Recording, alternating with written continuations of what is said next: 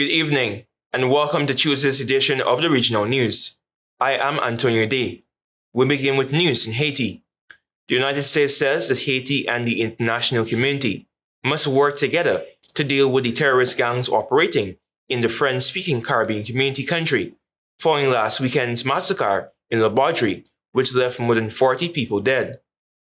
And I quote, "The United States strongly condemns the terrorist gangs behind this senseless attack.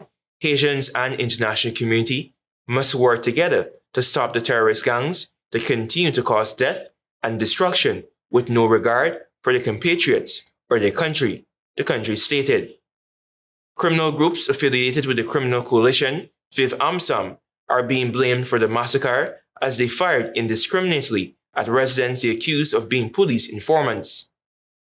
According to a provisional report by Baptiste Joseph Louis, president of the Administrative Council of Communal Sections of Bukassin, at least 42 bodies had already been counted, including children. Tensions remain high as residents fearing a new wave of executions. The United Nations Secretary-General António Guterres has also condemned the weekend murders, expressing quote-unquote heartfelt condolences to the victims' families and urged Haitian authorities to pursue justice.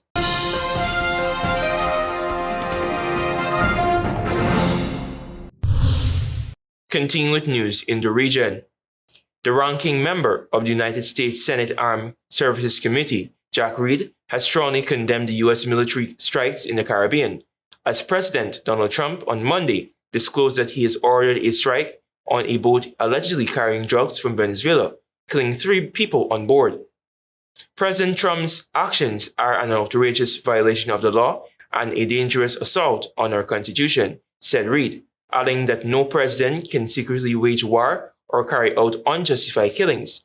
That is authoritarianism, not democracy. These reckless, unauthorized operations not only put American lives at risk, they threaten to ignite a war with Venezuela that would drag our nation into a conflict we did not choose, said Reed. On one just 8 senators in U.S. history to graduate from West Point Military Academy in New York. Meanwhile, 4 Caribbean community countries have been listed in the President Donald Trump's determination on major drug transit or major illicit drug producing countries for fiscal year 2026 and submitted to the United States Congress. According to the document, Trump has identified the Bahamas, Belize, Haiti, and Jamaica as major transit or major illicit drug producing countries. The other countries named are Afghanistan, Bolivia, Burma, the People's Republic of China, Colombia, Costa Rica, the Dominican Republic, Ecuador, El Salvador, Guatemala, Honduras, India, Laos, Mexico, Nicaragua, Pakistan, Panama, Peru, and Venezuela.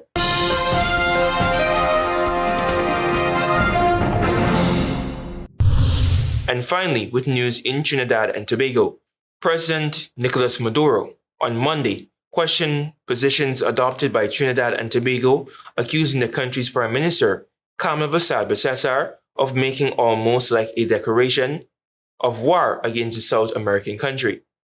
Who's behind this? Who's whispering in the ears of this lady?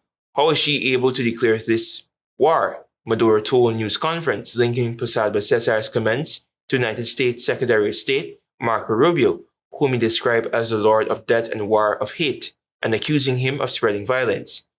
"I'm sure the people of Trinidad and Tobago are against this. We are neighboring countries. You know that Trinidad and Tobago was sold by the Spanish Empire to the British Empire a few years before the independence of Venezuela," Maduro told reporters. He said that Venezuela and Trinidad have shared a life of cooperation and brotherhood, adding that there has never been a governor of Trinidad and Tobago to threaten a war against Venezuela. Last Friday, Prime Minister Cesar brushed aside comments made by the Venezuelan Vice President Delcy Rodriguez, warning Port of Spain against any plans of aggression against the people of Simon Bolivar. "Do not even think about it," Rodriguez said, as Venezuela last Thursday announced the deployment of the Independence 200 plan, which will allow for the participation of the Bolivarian National Armed Forces and the militias on 284 battlefronts to guarantee the independence and peace of that country. Speaking to reporters outside the Parliament building, Posad Cesar said, and I quote, "I would dare to do what I have to do to keep the people of Trinidad and Tobago safe. That is my priority. I have set TNT first, and that's my priority," she added. Thank you for watching. I am Antonio Day. Goodbye for now, and be safe.